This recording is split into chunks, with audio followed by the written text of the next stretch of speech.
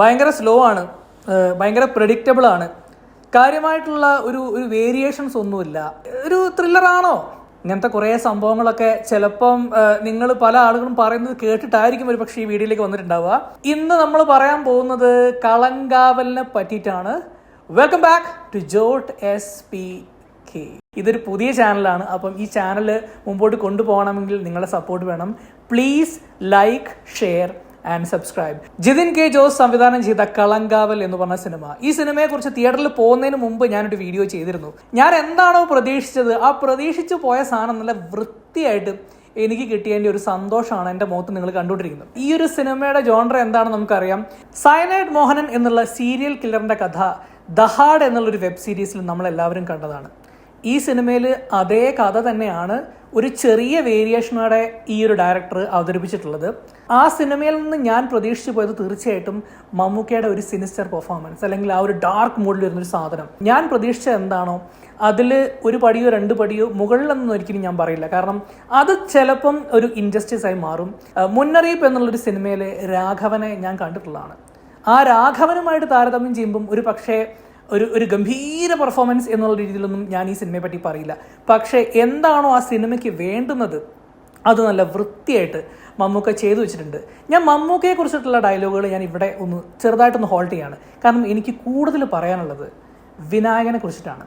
കാരണം ഈ സിനിമ തുടങ്ങിയപ്പോൾ തൊട്ട് എൻ്റെ മനസ്സിലൊരു ചോദ്യം ഉണ്ടായിരുന്നു, വിനായകൻ ആക്ച്വലി ഈ റോളിന് ഫിറ്റ് ആണോ? സാധാരണ നമ്മളൊരു ഇൻവെസ്റ്റിഗേഷൻ സ്റ്റോറി കാണുമ്പോൾ നമുക്ക് കിട്ടുന്നൊരു ഫീല് അത് തുടക്കത്തിൽ തീരെ കിട്ടുന്നില്ല. അപ്പം ഞാൻ വിചാരിച്ചു എന്താണ് സംഭവിച്ചത്, വിനായകൻ എന്താണ് ചെയ്തുകൊണ്ടിരിക്കുന്നതെന്നൊക്കെ ഞാൻ ആദ്യം വിചാരിച്ചു. പടം കുറച്ച് മുൻപോട്ട് പോയി വരുമ്പം വിനായകൻ്റേതായിട്ടുള്ള ഒരു മെത്തേഡ് ഈ ഒരു ക്യാരക്ടറിലേക്ക് കൊണ്ടുവരികയാണ് ചെയ്തത്.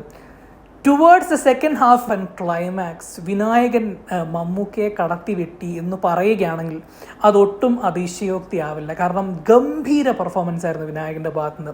ശരിക്കും മമ്മൂക്കയുടെ ആ ക്യാരക്ടർ കൊണ്ടുപോയിട്ടുള്ളൊരു ആർക്ക് അത് ഫൈനലിലേക്ക് എത്തുന്ന സമയത്ത് ആ ഒരു ക്യാരക്ടറിൻ്റെ മുകളിലേക്ക് പെർഫോം ചെയ്ത് വെക്കുക എന്ന് പറഞ്ഞു കഴിഞ്ഞാൽ അതൊരു ചെറിയ നിസ്സാര കാര്യമല്ല. ആ ഒരു കാര്യത്തിൽ തീർച്ചയായിട്ടും വിനായകൻ എന്നുള്ള മനുഷ്യനോടുള്ള എല്ലാ എതിർപ്പുകളും മാറ്റി നിർത്തിക്കൊണ്ട് തന്നെ ഞാൻ പറയാണ്, ഹീ വാസ് ട്രൂലി ഔട്ട്സ്റ്റാൻഡിങ്. ഒന്നും പറയാനില്ലാത്ത രീതിയിലുള്ള പെർഫോമൻസ്.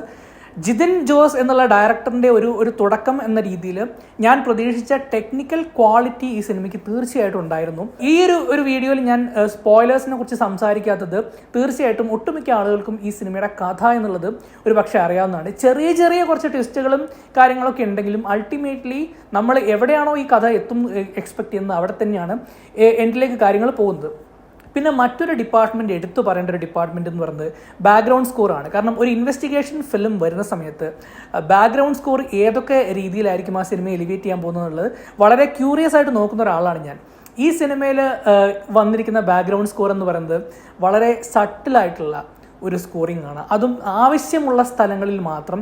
ചില സ്ഥലങ്ങളിൽ സ്കോർ ഇല്ലാതെ ആയിരുന്നെങ്കിൽ കുറച്ചും കൂടെ നന്നായിരുന്നേനെന്ന് നമുക്ക് ഫീൽ ചെയ്യുന്ന ഒരു സിറ്റുവേഷൻ ഉണ്ടായി.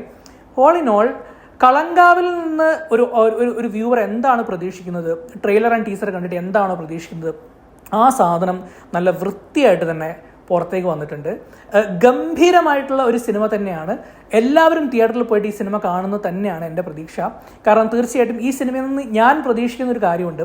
ആദ്യമായിട്ട് മമ്മൂക്കയ്ക്ക് ഒരു 100 crore ഒരു കളക്ഷൻ വരുന്ന ഒരു സിനിമ എന്നുള്ളത് തീർച്ചയായിട്ടും ആ ഒരു ടൈറ്റിൽ ഡിസേർവ് ചെയ്യുന്ന ഒരു സിനിമയാണ് കളങ്കാവൽ. അപ്പം എല്ലാവരും ധൈര്യമായിട്ട് തിയേറ്ററിൽ പോയിട്ട് ഈ പടം എൻജോയ് ചെയ്യുക. That's all from Jot SPK. കൺക്ലൂഷന് മുമ്പ് ഒരു ചെറിയ കാര്യം. That's all from Jot SPK. Until we meet next time. By.